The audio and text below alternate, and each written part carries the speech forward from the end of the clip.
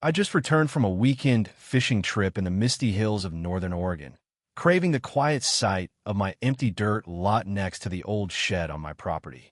It was October 12th, 2023, and I expected nothing but the soft crunch of gravel under my boots.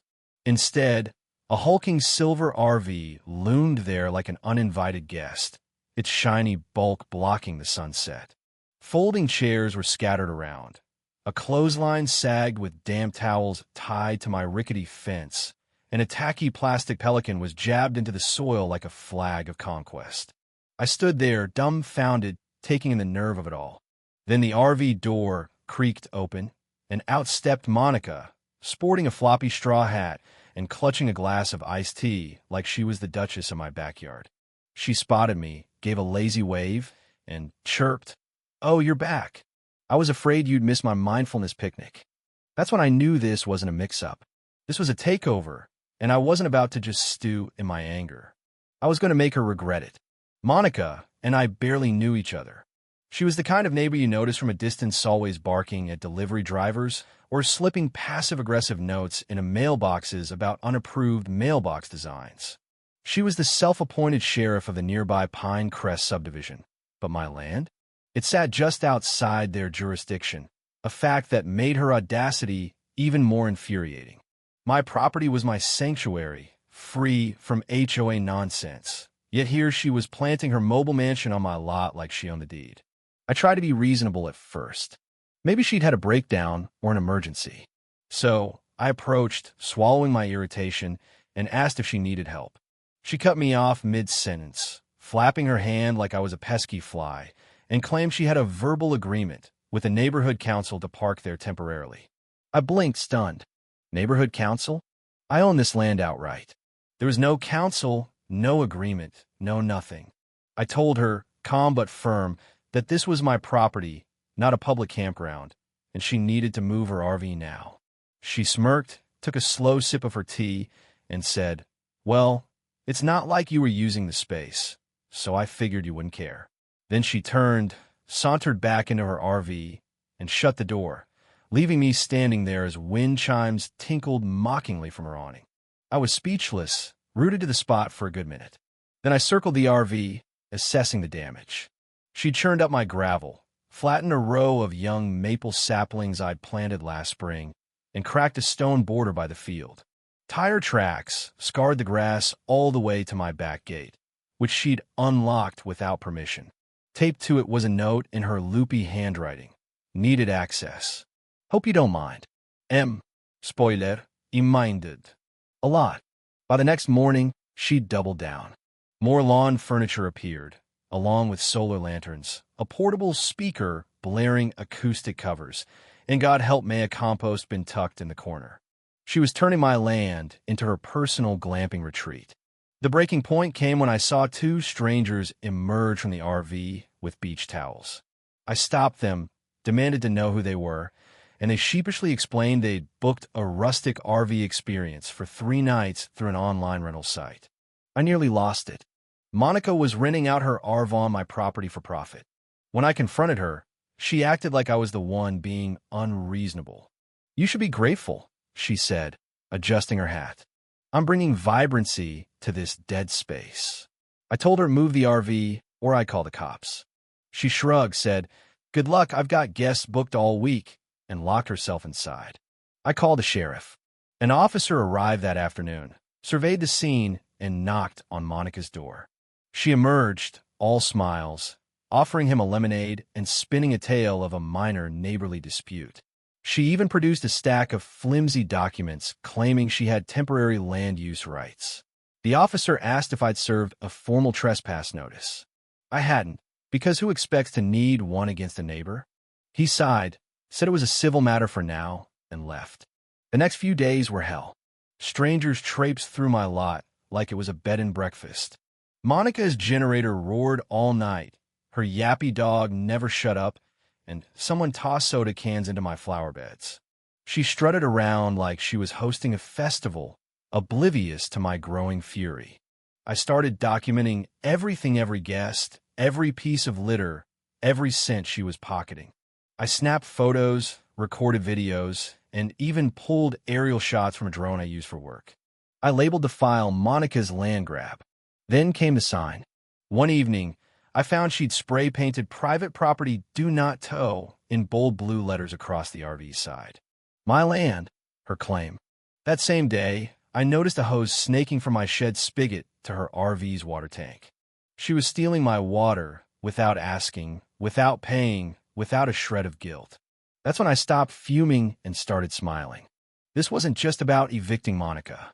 This was about making her paya, creative, unforgettable, downright legendary price. I had an idea, one that didn't need a sheriff or a courtroom. I opened my shed, I had the dusty crates labeled Halloween gear, and grinned. Inside were animatronics, fog machines, and motion sensors from my old days designing haunted attractions. Monica had parked on the wrong guy's land, and her RV was about to become the star of a nightmare she'd never forget. I began with the legal side.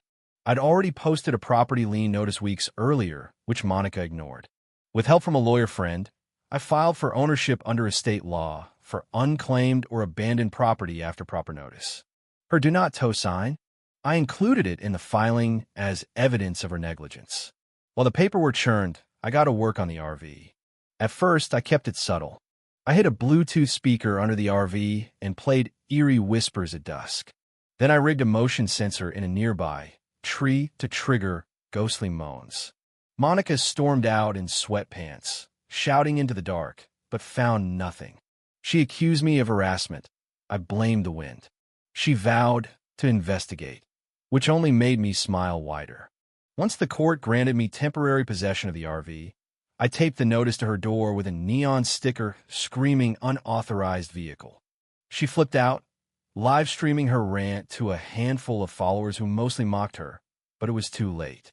She'd missed her chance to fight it.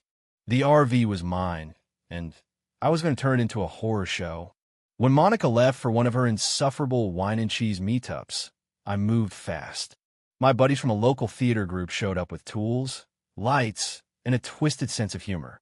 We gutted the RV's interior out when her faux rustic decor, and went flickering amber bulbs, tattered curtains, and creepy portraits with moving eyes. We rigged an animatronic figure to lurch out of the bathroom, a speaker to whisper threats in the hallway, and a fake electrical panel that opened to reveal a pulsing heart in a jar.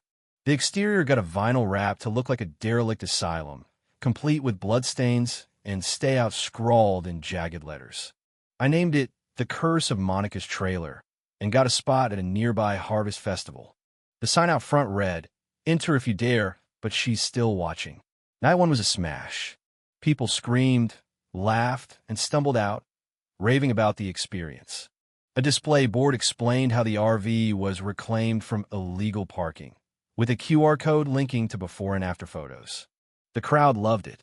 Monica showed up on night two, storming through the festival in oversized sunglasses, screaming about theft and defamation. As she reached the RV, an animatronic version of her popped out, yelling, "This violates community standards." The crowd roared with laughter. She tried to slap the prop, missed, and security escorted her out as she wailed about slander. Her meltdown went viral, racking up millions of views. Parody accounts added dramatic music to her rants. One edited in crows flying from her mouth. The RV became a sensation, and Monica became its unwilling mascot. When the court finalized the RV's transfer to me, I framed the order and hung it inside the entrance. Monica sent a cease and desist. My lawyer sent back a photo of the animatronic. The saga didn't end there. Monica kept fighting, handing out flyers accusing me of vandalism, only to be laughed off.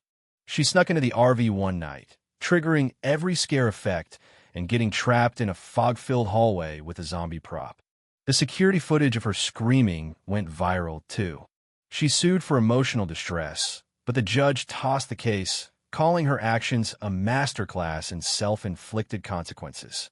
She followed the RV to other towns, holding protest signs and once dressing as a ghost to scare people away only to become a photo op for teens who dubbed her Monica the Wraith.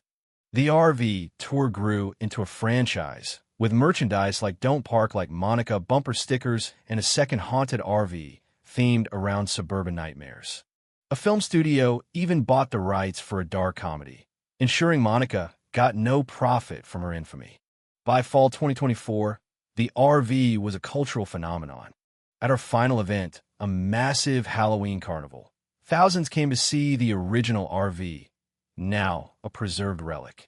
I gave a speech about turning chaos into creativity, then unveiled a new animatronic Monica yelling, "I own this block." The crowd went wild. A kid in a Monica costume asked if she was real. I knelt down and said, "She's real, but now she's just a story we tell to laugh at the madness." The next morning, I stood in my quiet lot, the grass regrown, the pelican long gone.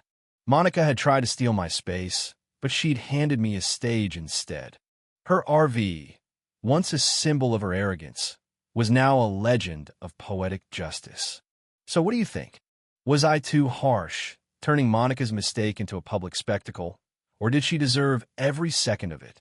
Should people like her face consequences this creative, or does it risk going too far? And if you had to design your own haunted attraction, what kind of villain would you roast? Drop your thoughts below, hit that like button, and subscribe for more wild stories.